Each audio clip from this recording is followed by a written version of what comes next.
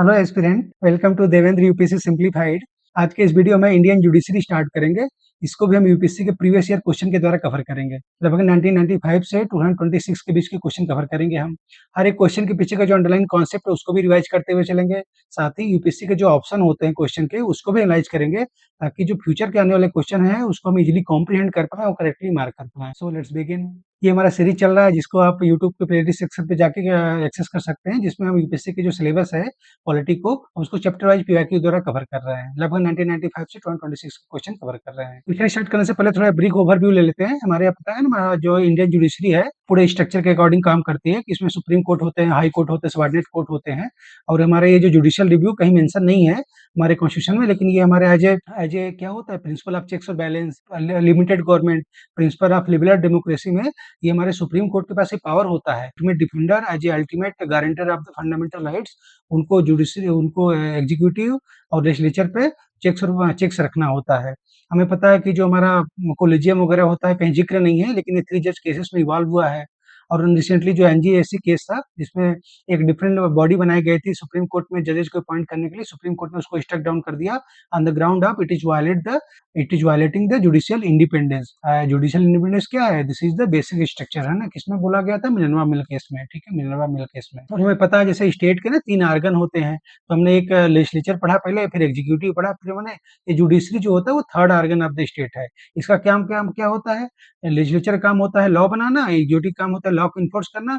इसका काम होता है लॉ को एजुकेट करना, कोई डिस्प्यूट आए तो उसको एड्रेस करना, ठीक है, कोई लॉ के इंटरप्रिटेशन का क्वेश्चन आए तो उसको एड्रेस करना, ठीक है। हर एक क्वेश्चन सॉल्व करने का जो हमारा एसओपी होता है, हम लोग क्या करते हैं, सबसे पहले आप क्वेश्चन खुद सॉल्व करेंगे, पॉज करिए वीडियो को, खुद सॉल्व करिए, फिर ये देखिए कि मैं ऑप्शन को कैसे रीड कर रहा हूँ, कैसे आपको ऑप्शन को एलिमिनेट कर रहा हूँ, फिर फाइनल कैसे करेक्ट आंसर मार्क कर रहा हूँ, ठीक है। 2026 का क्वेश्चन अगेन क्या पूछा है?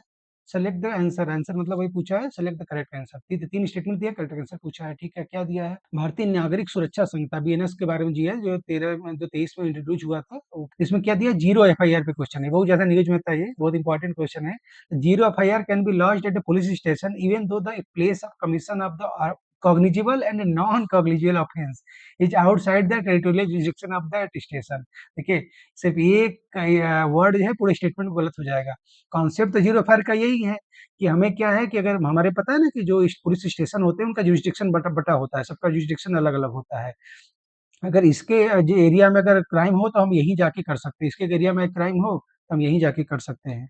इनके एरिया में क्राइम हो तो हम यहीं जाके कर सकते हैं। लेकिन हमें पता है क्या है कि हमारे यहाँ जो होता है ना कि जो क्राइम होता है इतना इवॉल्विंग नेचर का है, ठीक है। तो इसका डिफरेंट डिफरेंट हमारे जो होता है ना, इनके जो जुरिस्डिक्शन की वजह से बहुत सारे लॉ को इन्फोर्स करने में इशू आता है। इसलिए हमारे बीएनएस में इसको स्टैट्यूटरी दर्जा दिया गया कि 0 एफआईआर का कॉन्सेप्ट लाया गया, जिसमें कोई कॉग्निजेबल ऑफेंस है, सिर्फ कॉग्निजेबल के लिए होता है। कॉग्निजेबल ऑफेंस को हम कहीं भी जाके रिपो उसको वो कर सकते हैं, मतलब एफआईआर लॉन्च कर सकते हैं। जिस जहाँ पे क्राइम कंडक्ट हुआ हो वहाँ पे लिमिट नहीं रख सकते हैं, ठीक है। इसलिए ओवरऑल जो हमारे यहाँ क्रिमिनल जस्टिस सिस्टम में ये सुधार माना जाता है रूल ऑफ लॉ को अपहोल्ड करने के लिए। तो पहला तो ठीक है, लेकिन ये गलत इसकी वजह से गलत हो जाएगा, ये सिर्फ कॉग्निजेबल ऑफेंस, सीरियस ऑफेंस के लिए होता है। तो ये गलत हो जाएगा, ये गलत हो जाएगा, ये गलत हो जाएगा। दूसरा देखिए, एग्जाम में रहेंगे, दूसरा पढ़ेंगे नहीं, क्योंकि दूसरा तो बिल्कुल ठीक है, लेकिन यहाँ पढ़ लेते हैं। The officer in charge of the police station whether is 0 FIR has been launched may with the permission of the competent authority initiate preliminary inquiry. बिल्कुल, उसको जो वहाँ के जो कॉम्पिटेंट होते हैं, स्पेशली जो हमारे एसएचओ वगैरह होते हैं, जो स्टेशन के इंचार्ज होते हैं, उनके पास ये पावर होता है कि कोई एक प्रिलिमिनरी इंक्वायरी कर सकते हैं, ठीक है। वहाँ के कॉम्पिटेंट अथॉरिटी से सैंक्शन लेने के बाद प्रिलिमिनरी कर सकते हैं, उनको कोई डिबार नहीं किया गया। और दूसरा चीज़ देखिए, यहाँ पे मे दिया है, कोई एब्सोल्यूट स्टेटमेंट दिया है ना, मे तो बिल्कुल ठीक हो सकता है, ठीक है। तो दूसरा ठीक है, तो दूसरा ठीक है, तो ये भी ठीक है। आगे देखते हैं। Under 0 FIR it is obligatory for the informant to the furnish information electronically. ऐसा है कि नहीं, हमें क्या है, हमें फिजिकली भी कर सकते हैं, इलेक्ट्रॉनिकली भी कर सकते हैं, फिजिकली भी कर सकते हैं। तो आंसर क्या हो जाएगा? ओनली 2, ठीक है। तो याद रखना, ये बहुत इंपॉर्टेंट है। और लगभग 7-8 साल से ये न्यूज में था 0 एफआईआर। उसके बाद जब बीएनएस बना, भारतीय नागरिक सुरक्षा संहिता, फिर भारतीय नागरिक संहिता, है ना, ठीक है। तो ये सब बना, तो इसमें भी इसको भारतीय, स्पेशली भारतीय नागरिक सुरक्षा संहिता में इसको स्टैट्यूटरी दर्जा दिया गया है, इसलिए भी ये न्यूज में था, ठीक है। आंसर क्या हो जाएगा? D option. ठीक है, ये आप पढ़ सकते हैं, यहाँ हमने दे दिया है। हमेशा याद रखना है कि ये सिर्फ कॉग्निटिकल केसेस में होता है, सीरियस केसेस में होता है और इसमें एफआईआर जो होता है चाहे इन पर्सन जाके करिए चाहे इलेक्ट्रॉनिकली के लिए दोनों कर सकते हैं। ठीक है, आगे बढ़ते हैं। 24 का क्वेश्चन है, क्या दिया है? Writ of prohibition. ठीक है, हमें पता है ना, फाइव डिफरेंट तरह के रिट्स होते हैं। कौन इशू करता है? Supreme court. और कौन इशू करता है? High court. ठीक है, supreme court under article 32, high court किसमें करता है? अंडर आर्टिकल 226 में करता है। इसी को हमने अंडर आर्टिकल 32 को क्या कहा था? डॉक्टर अम्बेडकर ने कहा था article 32 is heart and soul of the constitution. ठीक है, तो उसी पे क्वेश्चन में देखते हैं। तो उसमें क्या प्रोहिबिशन पे क्वेश्चन है। ठीक है, तो प्रोहिबिशन क्या होता है? जो प्रोहिबिशन में क्या होता है कि जो जो हायर कोर्ट होते हैं, सुप्रीम कोर्ट या हायर कोर्ट जो होते हैं, वो सबॉर्डिनेट जो कोर्ट होते हैं उनको प्रोहिबिट करते हैं। प्रोहिबिट मतलब कि उनको रोकते हैं कि वो फर्दर जो कोई केस में प्रोसीड न कर सके। ठीक है, तो यही होता है। हमें पता है इस तरह का जब क्वेश्चन आता है तो सबसे पहले इसे प्रोहिबिशन देखा, फिर आँख बंद कर रिकॉल किया कि प्रोहिबिशन क्या होता है। उसके बाद हम स्टेटमेंट को पढ़ेंगे तो कन्फ्यूजन नहीं होगा। नहीं, एग्जाम में कन्फ्यूजन होता है और बहुत ज़्यादा इसको मार्क करने में गलत होता है। बहुत सारे बच्चे इस तरह के देखने में सबसे सिंपल लगता है लेकिन इस तरह के क्वेश्चन बहुत बच्चे गलत करते हैं। तो इसका क्या होगा?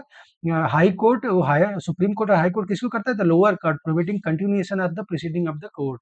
क्या कब होता है? जैसे सपोज दैट कोई लोअर कोर्ट है, लोअर कोर्ट अपने जुरिसडिक्शन से जैसे सपोज दैट उनका जुरिसडिक्शन इतना ही है लेकिन वो जुरिसडिक्शन के बढ़ के चढ़ के कोई काम कर रहे हैं। ठीक है, कोई केस सुन रहे हैं। दूसरा, केस सुनते समय कोई प्रिंसिपल ऑफ नेचुरल जस्टिस को वायलेट कर रहे हैं।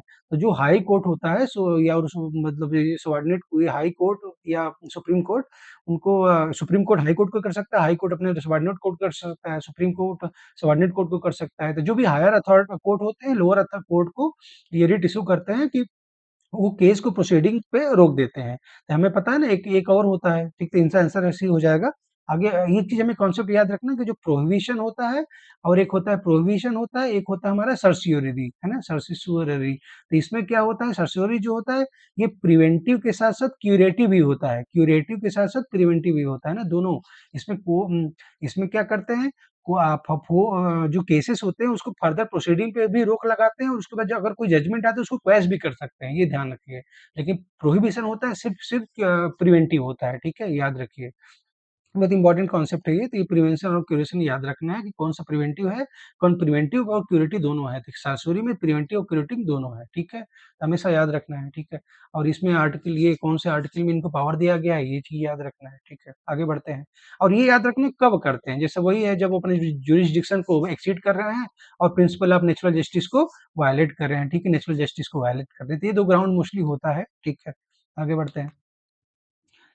In sense what does due process of law mean? ये बहुत अच्छा क्वेश्चन है और उस साल ही बहुत इसका जब तक आंसर की नहीं आया था इसमें बहुत डिबेटेबल था। ठीक है, तो ड्यू प्रोसेस क्या होता है हमें पता है ना, हमारे पास क्या है? Procedure establish by law, P L by law ना, पी ये है प्रोसीजर स्टेब्लिश बाई लॉ। हमने इसको कहाँ से लिया गया है? हमने इसको जापान से लिया गया है। ठीक है, जापानी से लिया गया है। लेकिन हमें पता है मेनका गांधी केस में सुप्रीम कोर्ट ने क्या किया?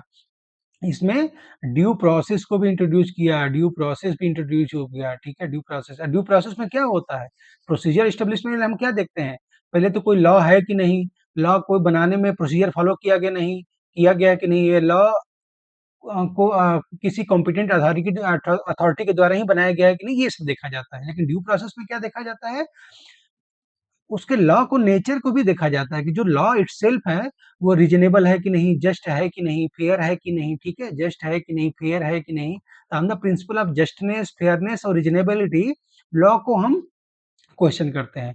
तो ये क्या है? ड्यू प्रोसेस अल्टीमेटली हमने जैसे बताया इस तरह का जब कोई क्वेश्चन है तो बहुत ब्रॉड इंटरप्रिटेशन लेना पड़ता है। जब ब्रॉडेस्ट इंटरप्रिटेशन क्या होता है? अल्टीमेटली ड्यू प्रोसेस यही होता है। प्रोसीजनल हमारा फेयरनेस होता है, सब्सटेंटिव फेयरनेस होता है। वो क्या है? प्रिंसिपल ऑफ नेचुरल जस्टिस का पार्ट है। ठीक है, this is the principle of natural justice. ठीक है, तो याद रखना है ये, तो आंसर रह जाएगा ये हो जाएगा। और ये भी है लेकिन देखिए इन दोनों में अगर मार्क करना है अगर आपको तो पता है कि ये सबसे एप्रोप्रिएट बैठता है क्योंकि सबसे ब्रॉडेस्ट इंटरप्रिटेशन ये है। ठीक है, ये भी बिल्कुल ड्यू प्रोसेस में क्या होता है? फेयर एप्लीकेशन ऑफ लॉ होता है। ठीक है, लेकिन फेयर एप्लीकेशन में लॉ में हमें क्या है? प्रोसीजरल उसमें क्या है कि हमें क्या है? प्रिंसिपल ऑफ नेचुरल जस्टिस में ये अपने आप आ जाता है। ठीक है, तो याद रखना सबसे ब्रॉडेस्ट में ये ऑप्शन हो जाएगा। ठीक, और हमें 3 प्रिंसिपल जो होते हैं प्रिंसिपल ऑफ नेचुरल जस्टिस का हमने पता पिछले लेक्चर में बताया था, हमेशा याद रहना चाहिए किसी भी स्टूडेंट को। पहला क्या होता है प्रिंसिपल ऑफ नेचुरल जस्टिस? पहला क्या होता है कि आडी अल्टरम पार्टम, है ना? कि क्या होता है, no body can be punish without unheard, है ना? कि मतलब किसी को बिना सुने उसको सजा नहीं दिया सकता, है ना? आरडी अल्टरम पार्टम। दूसरा क्या होता है, नो पर्सन कैन बी जज in is her own cases, अपने स्वयं के केस में आप जज नहीं बन सकते, ठीक है? तो बिल्कुल ठीक है, इसलिए वो देखते हैं ना, जब भी कॉन्फ्लिक्ट ऑफ इंटरेस्ट आता है तो बहुत सारे जजेस जो होते हैं वो रिक्यूज कर देते हैं, क्योंकि ये प्रिंसिपल ऑफ नेचुरल जस्टिस का वायलेशन होता है। तीसरा क्या होता है, everybody deserve a fair trial, ठीक है? तो ये तीन चीजें प्रिंसिपल ऑफ नेचुरल जस्टिस होता है, ठीक है? तो हमेशा याद रखना है। और हमें पता है, जैसे हमारा रौलट एक्ट था, हमने हिस्टोरिकली देखा था रौलट एक्ट क्यों इसको ब्लैक एक्ट कहा जाता था, क्योंकि इसमें नो अपील, नो वकील, नो दलील होता था, ना हम कोई उसको अपील कर सकते थे, ना कोई हम उसको प्रोसिक्यूशन के द्वारा, कोई अपने लॉयर के द्वारा डिफेंड कर सकते थे, ना उसमें कोई हमारा जो होता है कि ये विटनेस वगैरह को उनके पास कोई राइट्स होता था, इसलिए इसको ब्लैक एक्ट कहा जाता था। तो प्रिंसिपल ऑफ नेचुरल जस्टिस का ब्लेटेंट वायलेशन था ये, इसलिए इसको प्रोटेस्ट किया गया था। और ये पूरा का पूरा जो हमारा क्रिमिनल जस्टिस सिस्टम है, पूरा का पूरा हमारा जस्टिस सिस्टम है, ये पूरे के पूरे इसी 3 प्रिंसिपल पे ये बना होता है। तो ये बेडरॉक होते हैं नेशनल जस्टिस का, ठीक है? आगे बढ़ते हैं। 22 का क्वेश्चन है, अगेन क्या हुआ, करेक्ट मार्क करना है, ठीक है? 4 स्टेटमेंट है, करेक्ट मार्क करना, पढ़ते हैं। Pursuant the report of H N सल्यान committee the contempt of court act was pass. ये बिल्कुल एक्चुअली ये बहुत ज्यादा न्यूज में था उस समय, और अभी भी है कि क्योंकि एक्चुअली कंटेम्प्ट कोर्ट ना बहुत ज्यादा न्यूज में चलता रहता है। उसमें कोई कार्टूनिस्ट था, उसको भी लेके विवाद चल रहा था। हमारे जो एक एक्टिविस्ट हैं, सोशल एक्टिविस्ट हैं, वो भी, उनको लेके भी विवाद चल रहा था। तो ये उस समय न्यूज़ में था, इसलिए बहुत ज़्यादा इन डेप्थ में आया था, लेकिन ये भी है कि ये सीरियसली हमेशा न्यूज़ में रहता है और आर्टिकल आते रहते हैं। तो इस तरह के इन डेप्थ क्वेश्चन आना ज़रूरी है, पता होना चाहिए सीरियस स्टूडेंट को। बिल्कुल ठीक है, ये एच एस सल्याल कमेटी बनाई गई थी, उसी कमेटी के द्वारा कंटेम्प्ट एक्ट बनाया गया था 1971 में। तो ये बिल्कुल ठीक है स्टेटमेंट पहला। तो ये गलत हो जाएगा, ये गलत हो जाए, ये गलत हो जाएगा, ये गलत हो जाएगा, ठीक है? आगे देखते हैं। The constitution of India empower the supreme court and high court to punish the contempt of court himself. ये बिल्कुल ठीक है। किसमें है आर्टिकल, आर्टिकल 129 में सुप्रीम कोर्ट के पास है पावर, और आर्टिकल 215 में, आर्टिकल 215 में हाई कोर्ट को पावर है, ठीक है? तो ये क्या है, ये दोनों इसलिए कहा जाता है supreme court high court is a court of record, क्यों? क्योंकि they have the power to punish the contempt of themselves, है ना? तो दूसरा सही हो जाएगा, दूसरा सही हो जाएगा। तो ठीक है, आगे बढ़ते हैं। क्या हुआ, the constitution of India define civil contempt and criminal contempt. ऐसा हमने क्या देखा, फिर वही देखा, कॉन्स्टिट्यूशन में कोई बहुत ब्रॉडेस्ट डेफिनेशन वगैरह कुछ नहीं होता। हमने देखा था कि माइनॉरिटी का डिफाइन नहीं है। हमने देखा था एक पिछले कोई लेक्चर में वगैरह में कि ऑफिस ऑफ प्रॉफिट डिफाइन नहीं है। हमने देखा था कि इसमें माइनॉरिटी डिफाइन नहीं है। हमने देखा था कि इफिशियंसी ऑफ एडमिनिस्ट्रेशन वगैरह डिफाइन नहीं है। तो ये सब कोई ये सब डेफिनेशन वगैरह नहीं होता। डेफिनेशन का क्लास होता है आर्टिकल 366, इसमें इस तरह का कोई डेफिनेशन नहीं दिया गया है, बल्कि इस एक्ट में, ये जो कंटेम्प्ट ऑफ कोर्ट एक्ट है, उसमें डिफाइन किया गया है कौन सा सिविल कंटेम्प्ट है, कौन सा क्रिमिनल कंटेम्प्ट है। ये याद रखना है आपको। तीसरा गलत हो जाएगा, जब तीसरा गलत हो जाएगा तो आंसर क्या हो जाएगा, फिर भी पढ़ना पड़ेगा। In India the parliament is vested with the power to make law on contempt. बिल्कुल जी, सिर्फ इसमें स्टेट लेजिस्लेचर को पावर नहीं होता है, पावर होता है पार्लियामेंट के पास, पावर होता है पार्लियामेंट के पास, कि वो जो कंटेम्प्ट ऑफ कोर्ट पे बना सकता है, और इसी पावर को यूज करते हुए उन्होंने कंटेम्प्ट ऑफ कोर्ट एक्ट 1971 बनाया है। तो आंसर क्या हो जाएगा, 1 2 4, 1 2 4। तो ये याद रखना है, करेक्ट आंसर बी ऑप्शन, ठीक है? अब यहाँ पे आप ये एक्चुअली मैंने आपको दे दिया है, ये आपको रिवीजन करने के लिए स्लाइड दे दिया है। जब भी दोबारा कंटेम्प्ट ऑफ कोर्ट पे आए क्वेश्चन तो हमेशा याद रखना है। और हमें पता है कि सिविल कंटेम्प्ट और क्रिमिनल कंटेम्प्ट में अंतर पता होना चाहिए, ठीक है? ये बहुत ज़्यादा न्यूज़ में है, क्योंकि जो सिविल कंटेम्प्ट होता है, क्रिमिनल कंटेम्प्ट में, इसमें कुछ प्रोसीजरल कुछ सेफगार्ड होते हैं, ठीक है? तो ये याद रखना है आपको, ठीक है? तो इसको आप डिटेल में पढ़ सकते हैं। आगे देखते हैं। ये आर्टिकल आपको हमेशा याद रखना है, 129 सुप्रीम कोर्ट का, आर्टिकल 215 हाई कोर्ट का, इसमें कोर्ट ऑफ रिकॉर्ड है। ये इसी में इनको power to contempt of court का दिया गया है पावर, ठीक है? और ये एच.एस. सुंदरपट्टी 1961 में बनी थी। इसी के बाद हमारा court of contempt of court act 1971 बना था, ठीक है? आगे बढ़ते हैं। भाई इसका क्वेश्चन अगेन क्या है, करेक्ट मार्क करना है, ठीक है? 3 स्टेटमेंट है, करेक्ट मार्क करना है, ठीक है? पढ़ते हैं। अगेन वही रीट पे क्वेश्चन है, आर्टिकल 32 पे क्वेश्चन। देखिए बहुत ज्यादा क्वेश्चन आता है, क्यों? क्योंकि वही है ना एक्चुअली, अगर हमारे पास राइट्स दे दिया, हमारे पास राइट्स दे, राइट को इन्फोर्स करने के लिए कोई पावर ही नहीं दिया गया, तो राइट्स का मतलब क्या रहा? इसलिए इसको बहुत ज्यादा इंपॉर्टेंट आर्टिकल है, heart and soul of the constitution, ठीक है? पूरा कॉन्स्टिट्यूशन का this is the heart and soul of the constitution, समझ लीजिए। इसलिए कहा जाता है इसलिए रीट आपको बहुत अच्छे समझ में होना, मतलब समझ में आना चाहिए और पढ़ा होना चाहिए, ठीक है? पढ़ते हैं क्या ये है। writ issued by the court in India consider the following, ठीक है, mandamus will not lie against a private organization unless it is entrusted with a public duty। ये बिल्कुल ठीक स्टेटमेंट आपने बताया ना। mandamus क्या होता है? We command. जब कोई पब्लिक अथॉरिटी जो होती है, अगर वही कोई अपने उनका जो मैंडेट है, अब उनका जो मैंडेट है उसको फुलफिल नहीं कर रही है, तो वो उनको मैंडेमस जारी किया जाता है। लेकिन किसी प्राइवेट कंपनी को नहीं किया जा सकता। लेकिन उस प्राइवेट कंपनी किया जाता है जो अगर कोई कॉन्ट्रेक्चुअल बेसिस पे किसी तरह से कोई गवर्नमेंट पब्लिक फंक्शन नेचर है, उसका जो काम है उसमें पब्लिक नेचर पे है। तो ये बिल्कुल ठीक है। Mandamus will not lie against a private organisation unless it is interested with a public duty. ये बिल्कुल ठीक स्टेटमेंट है। करेक्ट क्या हो जाएगा? देखिए ये गलत हो जाएगा। Mandamus will not lie against a company even though it may be a government company। देखिए ये बहुत ज्यादा, ये भी एक क्वेश्चन बड़ा डिबेटेबल था, लेकिन सुप्रीम कोर्ट यूपीएससी ने इस ऑप्शन को सही माना था। लेकिन एक्चुअली कुछ ऐसे गवर्नमेंट कंपनी होते हैं जिसपे जो है कंटेम्प्ट ऑफ, मतलब हमारे पास मैंडेमस इसको इशू नहीं किया जा सकता। जैसे है ना, बहुत सारे ऑर्गेनाइजेशन होता है जिसका पब्लिक नेचर, जैसे गवर्नमेंट कंपनी होती है लेकिन पब्लिक नेचर नहीं है। तो लेकिन इन जनरल इसको सुप्रीम कोर्ट ने गलत माना था, मतलब यूपीएससी ने गलत माना है कि मैंडेमस गवर्नमेंट कंपनी के खिलाफ अप्लाई करेगा ही करेगा। तो ये दूसरा स्टेटमेंट गलत हो जाएगा। ठीक है, तो दूसरा स्टेटमेंट गलत हो जाएगा। तो आंसर क्या हमारा? देखिए आंसर निकला है 1 और 3। ठीक है, लेकिन फिर भी आगे एग्जाम में रहेंगे तीसरा पढ़ेंगे नहीं, कि पढ़ लेते हैं। Any public minded person can be petitioner to move the court to obtain the writ of quo warranto. Quo warranto हमने बताया था ना।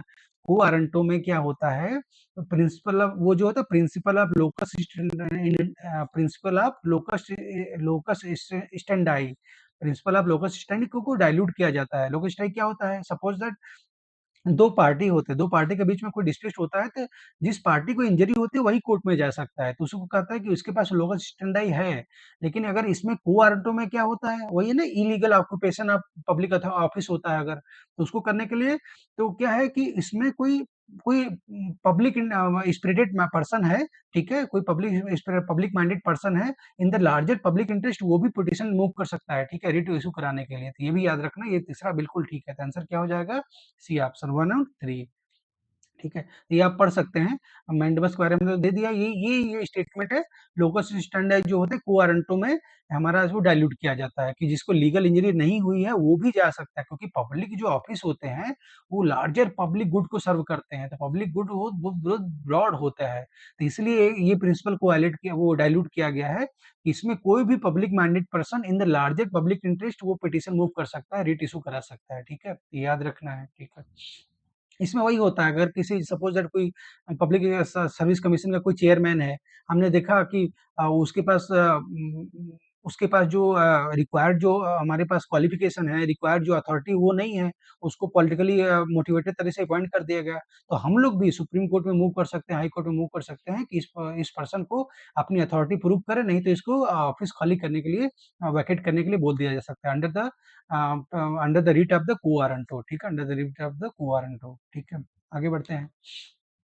अगेन 22 का क्वेश्चन है, क्या दिया है? करेक्ट मार्क करना है। ठीक है, क्या पूछा है? दिया है government law officer and legal firm are recognised as advocate. देखिए आजकल क्या होता है, देखिए इस तरह के क्वेश्चन आपको कहीं नहीं मिलेंगे। ये पेपर वगैरह में पढ़ेंगे, न्यूज़पेपर में पढ़ेंगे तो इस तरह के क्वेश्चन मिलते हैं। ये आपको कहीं किसी बुक में नहीं मिलेगा क्वेश्चन। और मैंने एक्चुअली उसमें एक सीरीज देखा था। उस समय एक सीरीज आया था गिल्टी माइंड, एक हमारे समय से गिल्टी माइंड सीरीज था। बहुत अच्छा सीरीज था उसमें अमेजन पे, तो वहां पे था, तो उससे मैंने ये क्वेश्चन सॉल्व किया था। एक्चुअली मेरा क्वेश्चन सही था, लेकिन बहुत सारे बच्चों का क्वेश्चन गलत हुआ था। ठीक है, तो इसलिए हमें पता है जो भी हम पढ़ते हैं, डॉक्यूमेंट्री देखते हैं, सीरीज देखते हैं, वहां भी हमें क्वेश्चन सॉल्व करने में हेल्प मिलता है। तो इस बात का ध्यान रखिए। ठीक है, इसमें क्या है, दिया है गवर्नमेंट लॉ ऑफिसर होते हैं, लीगल फर्म हो और रिकॉग्नाइज एज एडवोकेट। लेकिन लीगल फर्म हमें क्या होता है, एडवोकेट में सिर्फ सिर्फ सिर्फ लीगल नेचुरल पर्सन को, सिर्फ सिर्फ नेचुरल पर्सन को हम एडवोकेट का दर्जा देते हैं। ठीक है, लीगल फर्म में डिफरेंट डिफरेंट मेंबर होते हैं, उनको दिया जाता है। एज ए पूरा लीगल फर्म को एडवोकेट का दर्जा नहीं दिया जाता, ये याद रखना है। तो ये गलत हो जाएगा। और इसमें कॉर्पोरेट लॉयर भी शामिल होते हैं और पेटेंट अटॉर्नी भी शामिल होते हैं। तो गवर्नमेंट लॉ ऑफिसर ये भी हो जाएंगे, कॉर्पोरेट लॉयर भी हो जाएंगे, पेटेंट अटॉर्नी भी हो जाएंगे, लेकिन लीगल फर्म कोई शामिल नहीं होगा। तो आंसर क्या हो जाएगा? एडवोकेट में। ठीक है, तुम्हें पता है ना, हमें एक लॉयर में डिफरेंट लॉयर होते हैं, एडवोकेट में इसमें डिफरेंस होता है। लॉयर को एक डिग्री होने के बाद आपको बार काउंसिल का, स्टेट बार काउंसिल का या सुप्रीम कोर्ट बार काउंसिल का हमारे पास एग्जाम होता है, उसको पास करने के बाद ही आप एडवोकेट बन सकते हैं। आप एक्चुअल में प्रैक्टिस कर पाते हैं, ठीक है? प्रैक्टिसिंग जो लॉयर होते हैं उसको एडवोकेट कहते हैं, ठीक है?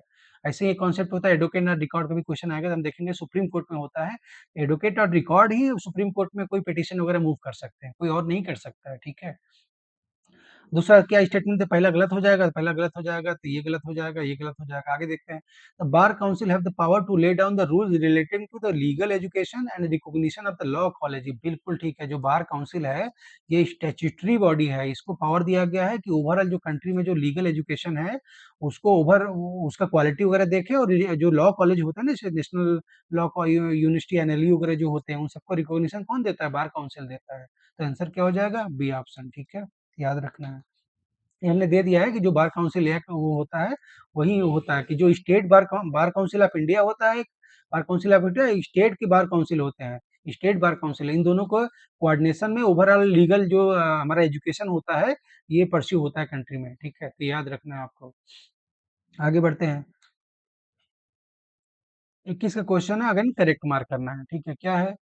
एनी रिटायर, अभी क्या है, with reference to Indian judiciary consider the following. Judiciary के बारे में क्वेश्चन है, दो स्टेटमेंट दिए हैं, करेक्ट मार्क करना है, ठीक है? पढ़ते हैं।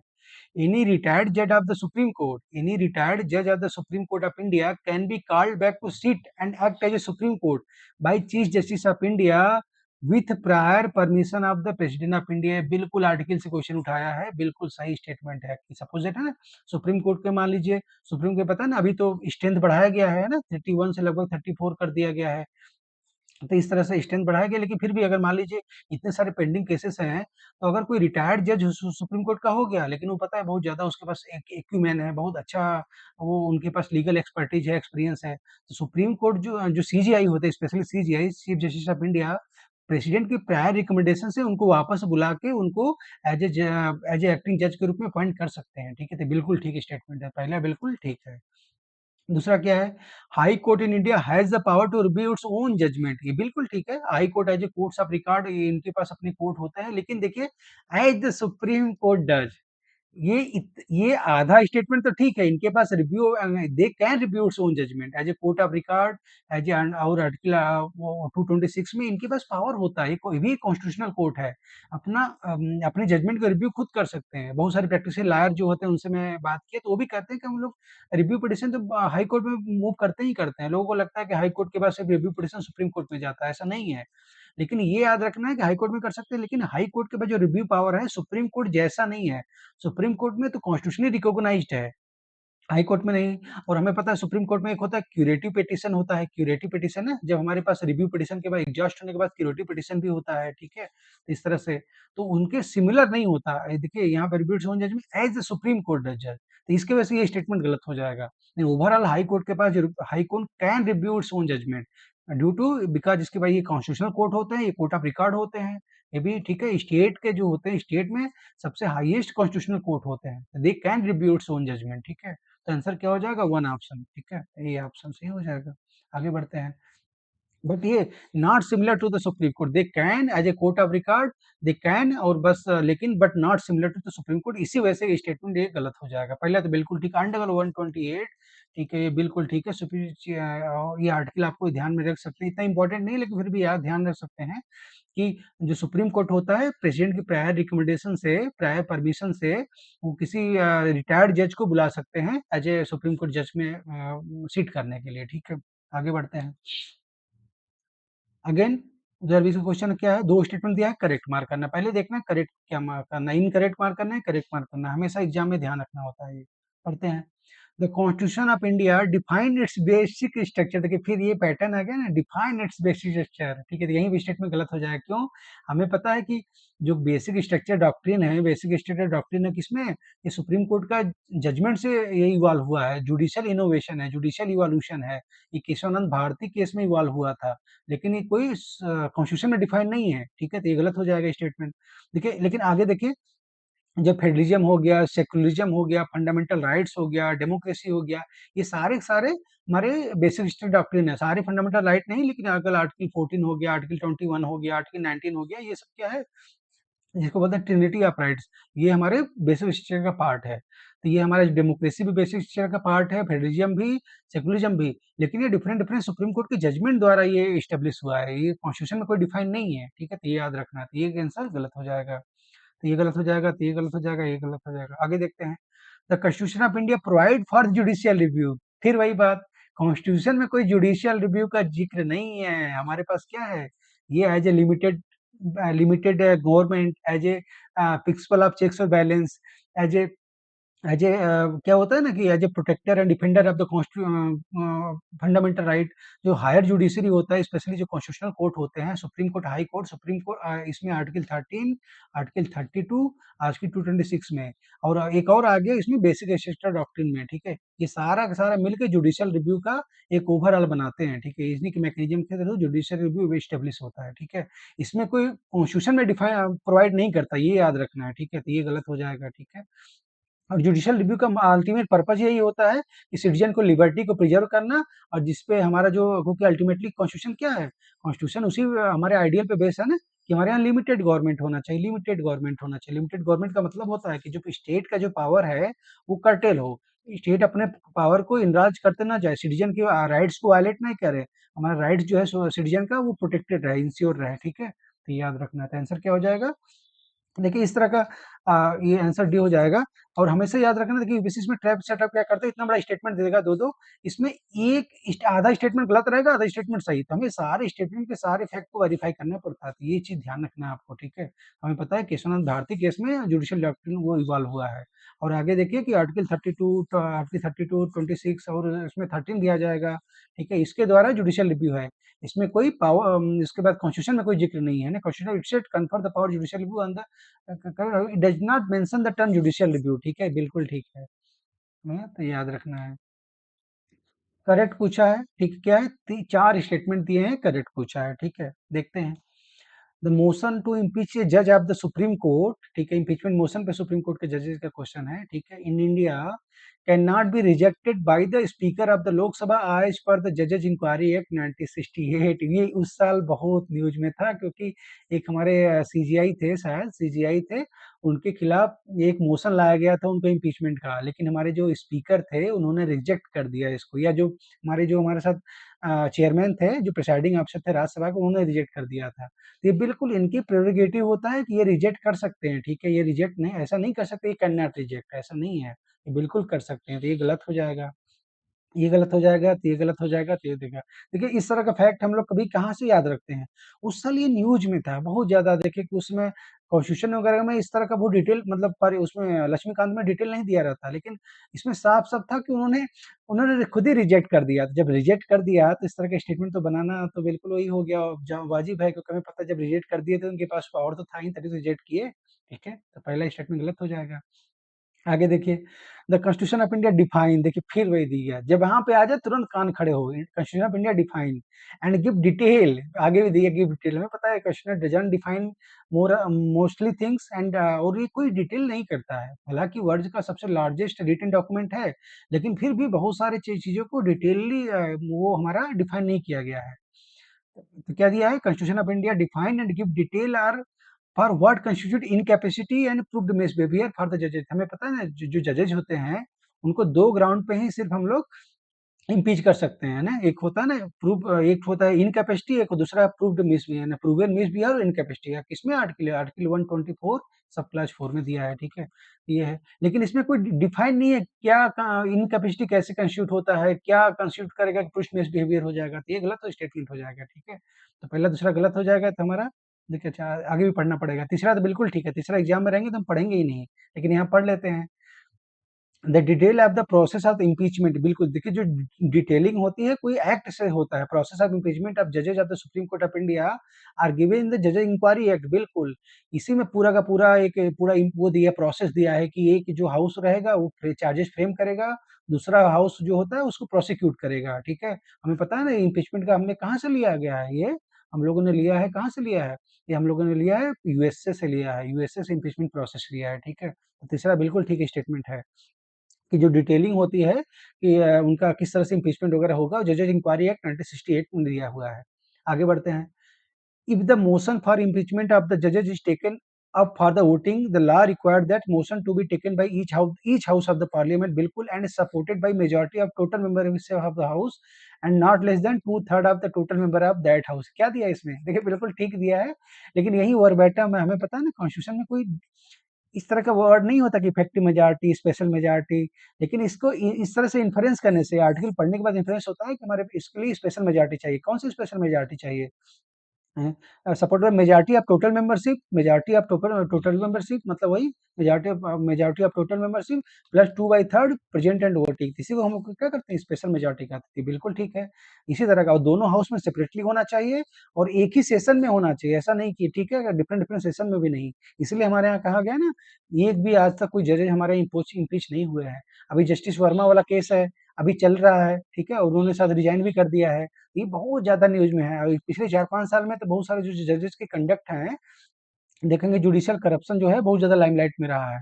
तो उसपे बहुत सारे करप्शन के चार्जेस लगे हैं, तो इसलिए ये हमारा जो आर्टिकल 124 है, 121 सब क्लॉज 4, ये बहुत ज़्यादा चर्चा में रहा है क्योंकि इसमें इम्पीचमेंट का प्रोसेस दिया है, ठीक है? तो आंसर क्या हो जाएगा इसमें? आंसर हो जाएगा 3 और 4 आंसर, ठीक है? आगे बढ़ते हैं। यह दे दिया हमने रिवीजन करने के लिए, ये आपको आर्टिकल याद रखना है, इंक्वायरी एक्ट में ही डिटेलिंग दी जाती है, ठीक है? और ये याद रखना, और ये proved misbehaviour in capacity 2 ground दिया है, लेकिन ये कोई डिफाइन नहीं किया गया है, ठीक है? और स्पीकर जो होते हैं और या राज्यसभा के चेयरमैन, उनके पास डिस्क्रिशन होता है, फुल डिस्क्रिशन होता है कि वो एक्सेप्ट करें इम्पीचमेंट मोशन को या रिजेक्ट करें, ये ठीक है? और ये ऐसा किया भी गया था, इसलिए क्वेश्चन पूछा गया था, ठीक है? इसलिए मैं कहता हूँ कि क्वेश्चन आजकल बहुत ज़्यादा डायनेमिक हो रहे हैं। आपको स्टैटिक के साथ-साथ करंट अफेयर से हमेशा अवेयर रहना है कि उस साल हुआ क्या है कोई चीज़, ठीक है? इसलिए डिटेल में पढ़ना ज़्यादा ज़रूरी हो जाता है। जो चीज़ न्यूज़ में है उसको डिटेलिंग जानना ज़रूरी होता है, ठीक है? आगे बढ़ते हैं। क्या है? 2009 का 19 का क्वेश्चन है। अगेन 4 स्टेटमेंट दिया है, पूछा क्या है, ठीक है? With reference to the constitution of India, prohibition or limitation or provision of content in the ordinary law can not act prohibition or limitation on the constitutional power under 142, it could mean which of the following. क्या दिया? देखिए article 124 पे 142 पे question है। इसको क्या कहा जाता है? ये क्या होता है? ये क्या बोलते हैं, सुप्रीम कोर्ट को ये क्या कहते हैं कि वो एब्सोल्यूट पावर दे देता है ना, अल्टीमेट मतलब बहुत ज़्यादा ब्रॉडेस्ट पावर दिया गया है आर्टिकल 124 में, आर्टिकल 142 में 142 में ये दिया गया है। इसमें क्वेश्चन क्या दिया है कि जो नॉर्मल कोई, जैसे कि हमें पता है सेपरेशन ऑफ पावर का, जस्टिस हमारे पास सेपरेशन ऑफ पावर का प्रिंसिपल है, तो कुछ लिमिटेशंस होता है जजेस पे कि जजेस अगर ये सुप्रीम कोर्ट होता है या हाई कोर्ट होता है, कुछ लिमिटेशन लगाया जा सकता है उस लेजिस्लेचर द्वारा। लेकिन ये आर्टिकल जो होते हैं इन सारे लिमिटेशन से परे है। सुप्रीम कोर्ट का केस भी है इसमें, हमारा आप देखेंगे यूनियन कार्बाइड वाला केस भी है, उसमें भी कहा था कि जो नॉर्मल प्रोहिबिशन लगता है, जो ऑर्डिनरी लॉ पे करना प्रोहिबिशन लगता है, वो आर्टिकल 142 पे नहीं ले सकता। लेकिन 142 में क्या है कि आर्टिकल 142 टू में क्या दिया है, जिससे क्या होता है ना कि हमें पता है कि हमारे यहाँ जजेस क्या करते हैं, जब हमारा कोई पिटिशन वगैरह या कोई केस जाता है कोर्ट में, तो हमें कहा जाता है ना वो जजमेंट देते हैं, है ना? वो जस्टिस नहीं देते हैं।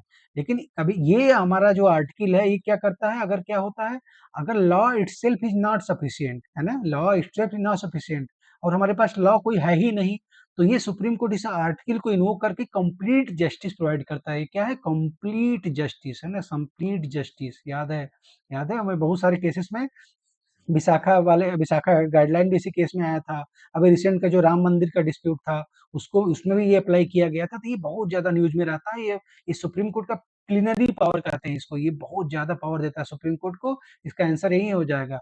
Supreme court of India is not constrained in the exercise of its power by the law made by parliament, बिल्कुल। इस आर्टिकल को एक्सरसाइज करने में सुप्रीम कोर्ट को कोई इनहिबिट नहीं कर सकता, कोई प्रोहिबिशन नहीं है लेजिस्लेचर द्वारा, पार्लियामेंट द्वारा। तो यही है, बिल्कुल सही है। 142 का एग्जैक्ट यही इसका मीनिंग है, यही, ठीक है?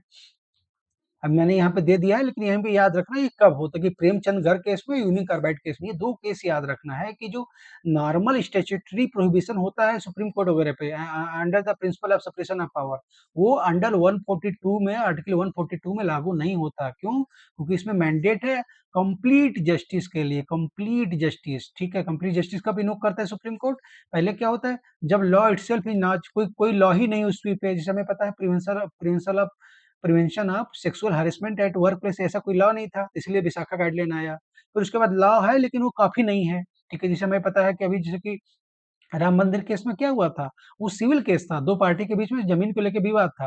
लेकिन सुप्रीम कोर्ट ने कट किया, जमीन के लिए विवाद होता है तो किसी न किसी उसमें क्या होता है, जब जजमेंट आता है, तो उसमें एक कुछ हिस्सा इसको मिलता है, कुछ हिस्सा मिलता है। लेकिन सुप्रीम कोर्ट ने क्या किया, इस आर्टिकल को रिमूव करते हुए सारा का सारा जो है, वो हमारे जो वो एक पार्टी को दे दिया और दूसरी पार्टी को कहीं और जगह जमीन अलॉट कर दिया। है ना? क्यों? क्योंकि भाई ये सब जो जो आपस में लड़ते रहते हैं ये जमीन को लेके, ये खत्म हो, कंप्लीट जस्टिस इंश्योर हो, ठीक है? ओवरऑल हमारे यहाँ पास हमारे हमारे पास कंट्री में रूल ऑफ लॉ हो और सोशल हार्मनी हो, रिस्टोर हो, ठीक है? इसलिए सुप्रीम कोर्ट के अंदर इसमें कहा जाता है प्लेनरी पावर है, plenary power to to do complete justice, ठीक है? तो ये याद रखना हमेशा। आगे बढ़ते हैं। 19 का क्वेश्चन है, अगेन करेक्ट मार्क करना है। क्या दिया है? With reference to the constitution of India consider the following statement, ठीक है? कॉन्स्टिट्यूशन में दिया है, कॉन्स्टिट्यूशन के बारे में 2 स्टेटमेंट पूछा है। No high court shall have the jurisdiction to declare any central law to be constitutionally invalid. ऐसा है क्या? देखिए ये आर्टिकल, ये हमारा 42nd अमेंडमेंट एक्ट में ऐसा किया गया था, ये प्रावधान डाला गया था कि हाई कोर्ट जो होते हैं वो सेंट्रल लॉ को इनवैलिडेट नहीं कर सकते हैं under the principle of judicial review, चंद द प्रिंसिपल जुडिशियल रिव्यू, ठीक है? तो ये ऐसा किया गया था, लेकिन अभी क्या है, हमारा फिर 43rd जो अमेंडमेंट एक्ट था, 43rd अमेंडमेंट एक्ट था हमारा, जो जनता पार्टी लेके आई थी, जनता पार्टी याद रखिए, 43rd भी लेके आई थी, 44th भी लेके आई थी। स्पेशली 43rd में ये था कि हाई कोर्ट के पावर को रिस्टोर किया गया। तो high court as a constitutional court, as a court of record, as a highest state के जो कॉन्स्टिट्यूशनल कोर्ट होते हैं, उनके पास पावर होता है कि वो सेंट्रल लॉ को भी इनवैलिडेट कर सकते हैं। ये ध्यान रखना है, तो ये स्टेटमेंट गलत हो जाएगा, ठीक है? करेक्ट क्या हो जाएगा? ये गलत हो जाएगा, ये गलत हो जाएगा। आगे बढ़ते हैं। An amendment to the Constitution of India cannot be called into question by the Supreme Court of India। हमें पता है ना, अंडर आर्टिकल 368 में ये पार्लियामेंट के पास पावर है, क्या है कि वो कुछ भी कर सकती, किसी भी पार्ट को अमेंड कर सकती है, लेकिन subject to basic structure doctrine, subject to basic structure doctrine. तो अगर कोई पार्लियामेंट का जो कोई अमेंडमेंट है, अगर बेसिक स्ट्रक्चर को वायलेट करेगा, तो सुप्रीम कोर्ट क्या कर सकता है? उसको क्वेश्चन तो कर ही सकता है ना। ये तो पावर बिल्कुल गलत हो जाएगा, तो आंसर क्या हो जाएगा? डी ऑप्शन, ना था डी। बहुत अच्छा क्वेश्चन, ये मार्क कर लीजिए। ये जिसको कॉन्सेप्चुअल क्लैरिटी रहेगी वही सब क्वेश्चन कर पाएगा, ठीक है? आइए आगे बढ़ते हैं। तो ये मैंने दे दिया है आपको, ये रिवीजन करने के लिए कि ये 43rd अमेंडमेंट एक्ट इंपॉर्टेंट है, उसमें रीस्टोर कर दिया गया। अब 40 से देखिए, हमें पता नहीं कॉन्स्टिट्यूशनल हिस्ट्री भी जानना है, कॉन्स्टिट्यूशनल हिस्ट्री भी जानना है, कॉन्स्टिट्यूशन कैसे इवॉल्व हुआ है, कैसे जूरिस्प्रूडेंस कैसे इवॉल्व हुआ है। जैसे हमने देखा था आर्टिकल 39 कॉन्स्टिट्यूशनल अमेंडमेंट एक्ट था, उसमें उसमें कोशिश किया गया था, जो प्राइम मिनिस्टर हैं, जो प्रेसिडेंट हैं, जो स्पीकर हैं, उनके जो इलेक्शन वगैरह हैं, उनको जुडिशियल रिव्यू से इम्यून कर दिया गया था। इसको भी सुप्रीम कोर्ट ने स्टक डाउन कर दिया। फिर 44th में, 43rd अमेंडमेंट एक्ट में, यही जो उस समय 42nd अमेंडमेंट में जो एक्सेस किया गया था, जो पावर को, हाई कोर्ट की पावर को कर्टेल करने की बात की गई थी, जो अथॉरिटेरियन टेंडेंसी थी, इसमें 44th में क्या हो गया था, 43rd में और प्लस 43rd प्लस 44th में जनता पार्टी द्वारा इसमें क्या किया गया था कि इसमें डेमोक्रेसी को रिस्टोर किया गया था, ठीक है? पूरी पूरी जो करेक्टिव मेजर लिया गया था, ठीक है? कि दोबारा हम इस तरह की कोई इमरजेंसी सिचुएशन में नहीं फंस पाए, ठीक है? सिटीजन का राइट्स जो है इमरजेंसी में जिस तरह से वायलेट हुआ था, दोबारा वो वायलेट ना हो, ठीक है? तो ये याद रखना है आप। आगे बढ़ते हैं। अगेन ये हमारा लास्ट क्वेश्चन है इस सीरीज का, इस लेक्चर का। अभी हम आगे अभी 2 लेक्चर और देखेंगे, उसमें भी लगभग हम अभी 2018 का क्वेश्चन तक कवर किए हैं। आगे हम पढ़ेंगे तो फिर देखेंगे 2017 से लेके 2017 से लेके 2007 तक का क्वेश्चन देखेंगे। फिर थर्ड पार्ट में, सेकंड पार्ट में ये देखेंगे, और थर्ड पार्ट में हम ये देखेंगे 2007 से लेके लगभग 1996 के क्वेश्चन जितने सारे देखेंगे, ठीक है? तो एक वीडियो बहुत लंबा हो जाएगा, इसलिए मैंने 3 पार्ट में डिवाइड किया, इससे आपका रिवीजन भी होता रहेगा इफेक्टिवली, और थोड़ा सा वीडियो को वॉच करने में बर्डन भी नहीं होता है, ठीक है? तो देखते क्या दिया है। Main feature of rule of law बहुत इंपॉर्टेंट है हमारे यहाँ, किसमें? आर्टिकल में, आर्टिकल 14 में दिया है। आर्टिकल 14 में हमारे पास रूल ऑफ लॉ है, ठीक है? हमें पता है जो ब्रिटिश के जो लीगल वो है, एबी डाइसी है, एबी डाइसी द्वारा ये प्रिंसिपल रूल ऑफ लॉ दिया गया है। हमें पता है कि हमारे कॉन्स्टिट्यूशन में आर्टिकल 14 में आर्टिकल 14 में जो है वो 2 तरह के प्रिंसिपल दिए गए हैं ना, कि इक्वलिटी बिफोर लॉ और इक्वल प्रोटेक्शन ऑफ लॉ, ठीक है? ये प्रिंसिपल है। और एक और प्रिंसिपल होता है कि no one is above the law, ठीक है? लॉ इज सुप्रीम, इसका कहा जाता है ना कि लेक्स रेक्स, है ना? पहले क्या हो जाता था, रेक्स लेक्स होता था, लेकिन अब क्या होता है, लेक्स रेक्स। लॉ इज द किंग है, law is the new king, है ना? No one is above the law, law is supreme, ठीक है? इसलिए कहा जाता है कि everybody is subjected to same law. कुछ एक्सेप्शन हमने देखा था आर्टिकल 361 में, हमने पिछले लेक्चर में भी देखा था, गवर्नर वगैरह और हमारे जो प्रेसिडेंट वगैरह होते हैं, उनके कॉन्स्टिट्यूशनल पोस्ट को डिग्निफाइड पोस्ट है, उसको सिक्योर करने के लिए कुछ एक्सेप्शन दिए गए हैं कि कोई क्रिमिनल प्रोसीडिंग उन पे नहीं लगा सकता उनके टेन्योर के दौरान, कोई क्रिमिनल केस कंटिन्यू नहीं रख सकता उनके टेन्योर के दौरान, लेकिन जब वो रिटायर हो सकते हैं तो उन पे केस बिल्कुल चल सकता है, याद रखिए। अगर पर्सनल कैपेसिटी में कोई काम किया है उन्होंने तब, ऑफिशियल कैपेसिटी में नहीं किया जा सकता है। तो ये सब हमने पढ़ा था, रिवीजन किया था। इसमें देखते हैं फिर वही रूल ऑफ लॉ क्या होता है, वही रूल ऑफ लॉ हो गया, कॉन्स्टिट्यूशनलिज्म हो गया, लिबरल डेमोक्रेसी हो गया, इसका प्रिंसिपल वही होता है, लिमिटेशन ऑफ द पावर, ठीक है? ये जो हमारा स्टेट का है उसकी पावर को लिमिट करती है, और इक्वालिटी बिफोर लॉ, बिल्कुल ठीक है। Responsibility of the citizen toward the state, बिल्कुल नहीं, responsibility of the citizen toward the responsibility of the state toward the citizen होता है, तो इस प्रिंसिपल गलत है, ये उल्टा दिया है। लिबर्टी एंड सिविल राइट, बिल्कुल ठीक स्टेटमेंट है। तो जो भी हमारा स्टेट की पावर को कर्टेल करे, स्टेट की पावर को कर्टेल करे और सिटीजन को एम्पावर करे, वही रूल ऑफ लॉ होता है, याद रखिए। ये 3 प्रिंसिपल है, हमेशा इसको आप कोट भी कर सकते हैं मेंस वगैरह में, कि हमारा जो कॉन्स्टिट्यूशन है उसमें 3 प्रिंसिपल, लिमिटेशन ऑफ पावर होता है, इक्वालिटी बिफोर लॉ ये सीधे आर्टिकल 14 में दिया है, और लिबर्टी और सिविल राइट पूरी-पूरी फंडामेंटल राइट्स यहीं दिया गया है, ठीक है? तो ये हमारा, और इसमें तीसरा ये स्टेटमेंट क्यों गलत है? ये responsibility of the state toward the citizen होता है, इट्स सिटीजन की रिस्पांसिबिलिटी नहीं होता, ये तो फंडामेंटल ड्यूटी में होता है। लेकिन पता है फंडामेंटल ड्यूटी क्या होता है? लीगली इन्फोर्सिबल, नॉन जस्टिसिएबल है, ठीक है? लॉ लीगली इन्फोर्सिबल नहीं है, ठीक है? तो करेक्ट आंसर क्या हो जाएगा? 124 ये बहुत अच्छा क्वेश्चन है, बहुत अच्छा क्वेश्चन है ये, ठीक है?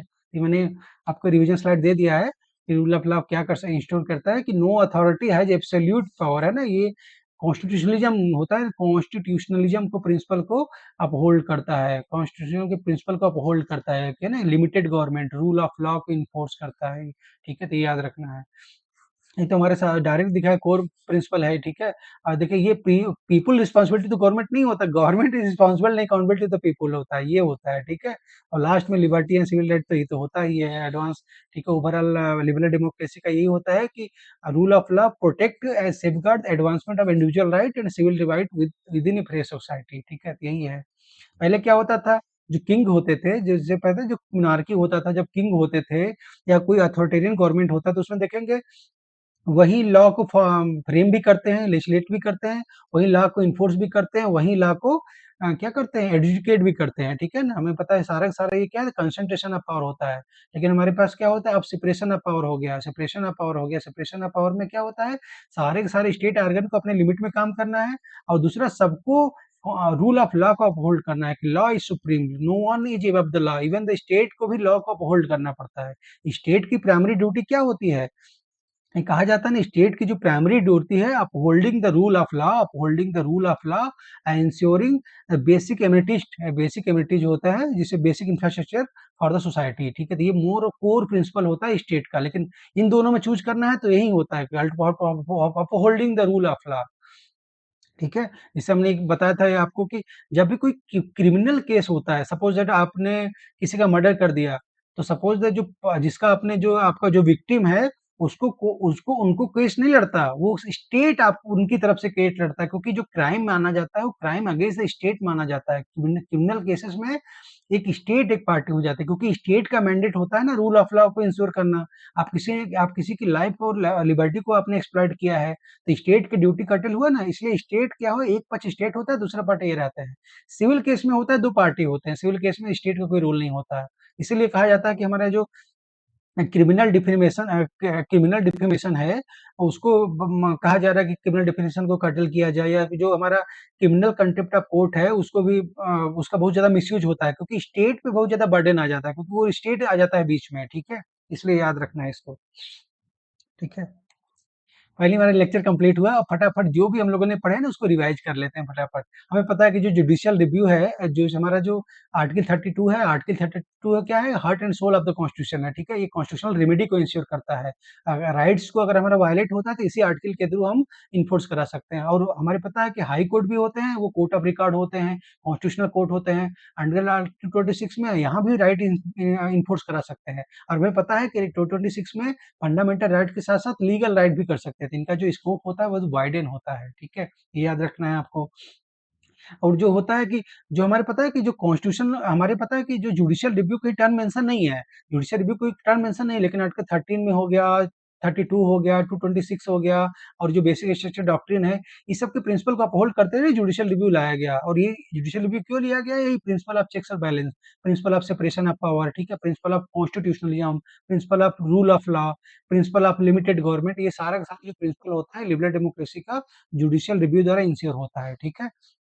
और हमें याद रखना है जुडिशियल रिव्यू और जुडिशियल एक्टिविज्म में कुछ अंतर होता है। जुडिशियल रिव्यू तो कॉन्स्टिट्यूशनल मैंडेट है उनका।